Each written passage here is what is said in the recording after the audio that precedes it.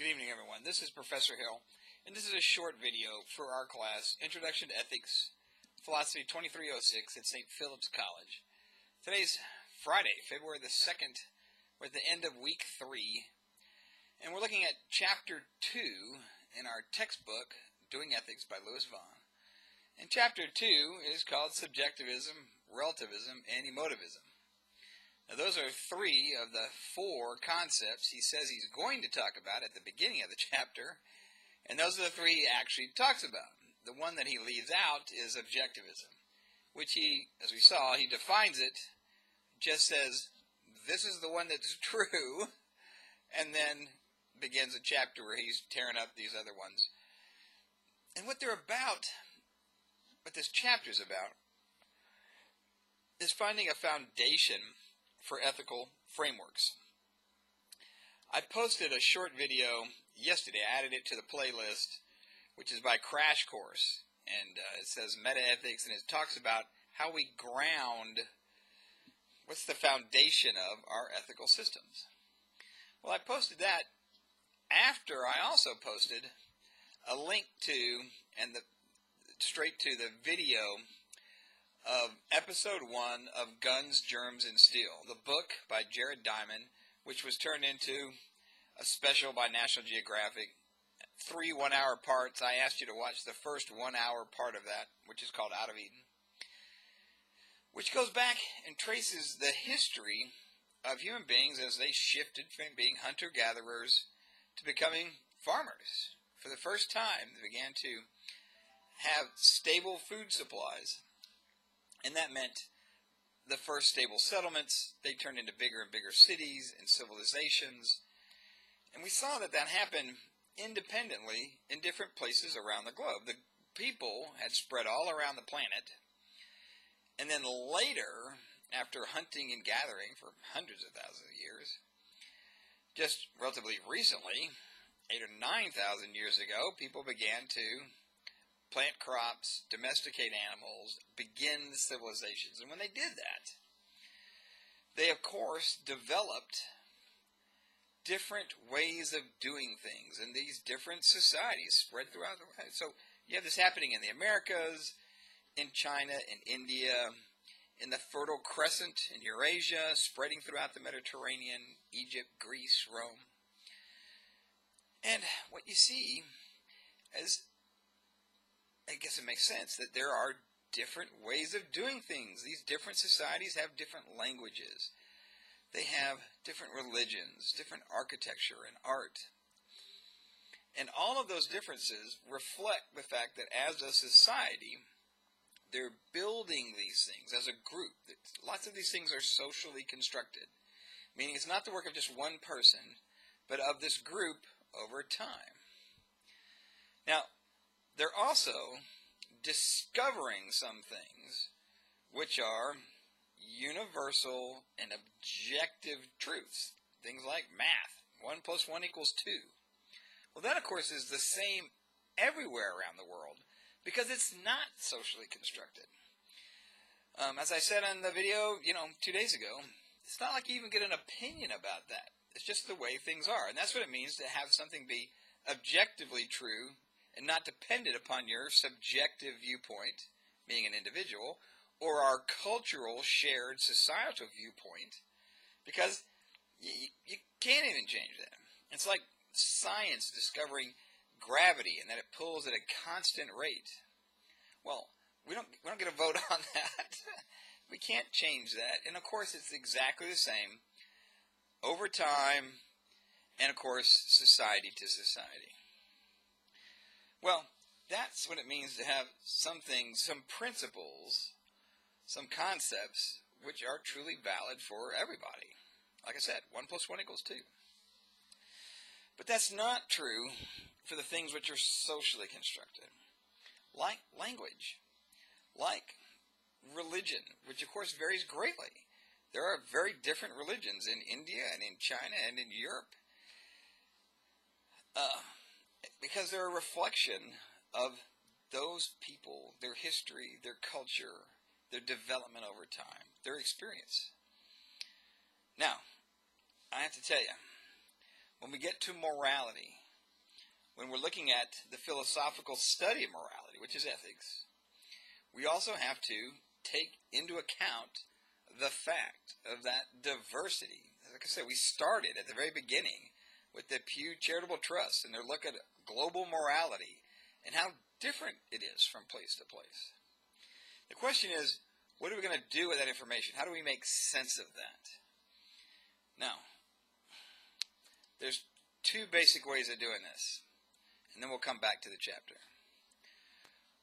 One way is to say, listen, these societies are very different. They have different histories, different developments over time, progress, everything. These things are different, and morality is included in that. But that's not necessarily good or bad. They're just different, you know. They speak one language in this society and a different language in that society. Now, you can make judgments about that, including even moral judgments about that. And you can look at different aspects of morality, like, for example, marriage. We've been talking about marriage as an example. In the United States, in our society, we have monogamy, at least serial monogamy, meaning you're married to one person at the same time.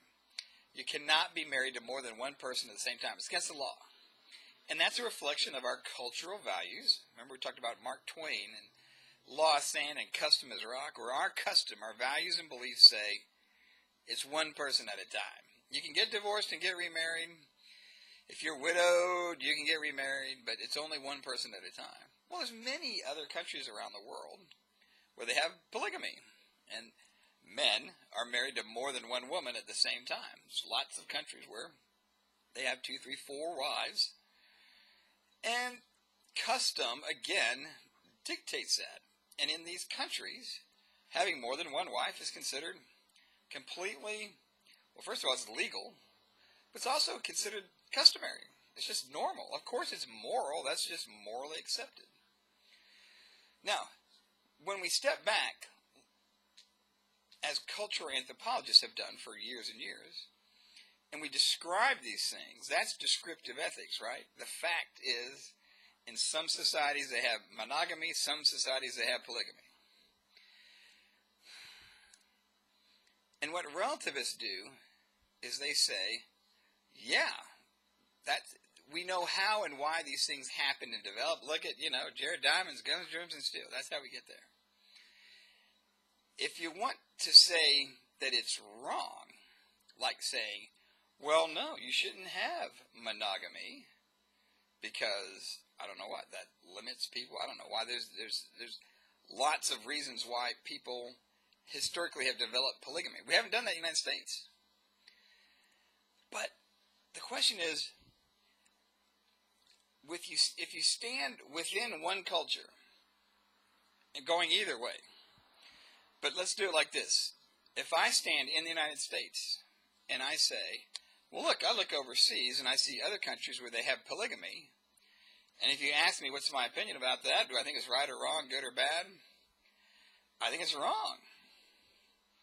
I think it's bad. I think you should have one wife at a time. Now, here's the rub, and this is the thing where I want to come back to the chapter. I'm sure Louis Vaughn would say, yes, you should stand up for monogamy. Polygamy is wrong. And I would look at him and I would say, I agree with you. You and I think the same thing. But the question becomes why? Remember this whole thing about the grounding of ethics? It's not just what you believe is right or wrong, good or bad. It's why you believe it. That's the important thing. Louis Vaughn would say, well, it's because it violates a universal principle. And that principle is monogamy is good, polygamy is bad. And that's a valid principle for everybody regardless of what culture you're in. And I would say, no. Look, you and I might agree that it's wrong. But I might think it's wrong because of my values. I've been shaped. I've been formed by the values of my family, my friends, my peers and colleagues. My society has shaped me. And we are all in agreement that monogamy is the way to go. And polygamy is wrong and bad. But you can see that that's a different foundation, a different explanation for why I think it's bad than from why Louis Vaughn thinks it's bad.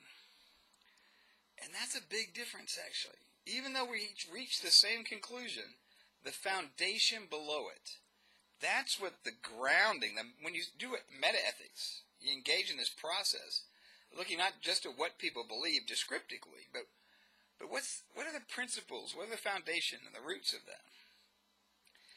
That's where,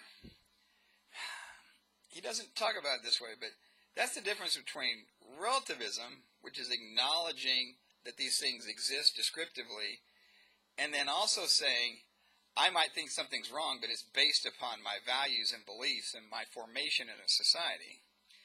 And what's described as ethnocentrism.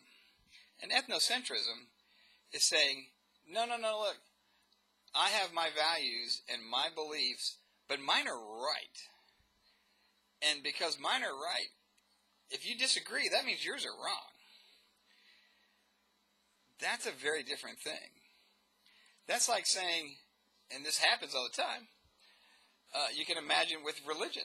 There's lots of different religions, thousands of religions. They're quite different. Some are monotheistic, meaning they believe in one God. Some are polytheistic, meaning they believe in many gods.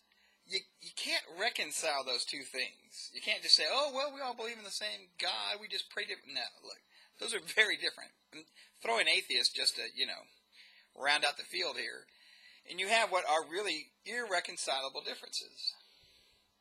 Well, faced with that, you can take one of two routes. You could say, well, listen, religion, this is a matter of faith. I'm not saying I have a scientific proof for the existence of God in my pocket. I'm not saying I can prove scientifically the existence of God. I have faith. In fact, if I had proof, I wouldn't need faith. Faith, the nature of faith, is such that you believe despite not having empirical evidence.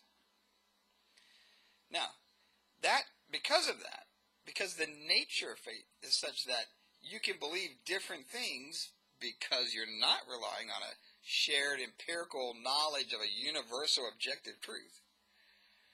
Well, then, Almighty, you know what you can do?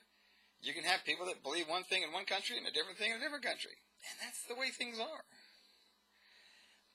Faced with that same situation, though, objectivists have to go a completely different route. They say, well, look, my church is right, and if you're in disagreement with it, it must be that your church is wrong. And that's a tough thing to say, but it kind of is the corner you get backed into when you say, no, my faith is based on a universal objective truth. And if you're going to go that route, then that means you're either in agreement or you're just wrong. And I mean, think about that. Your faith, your religion is wrong.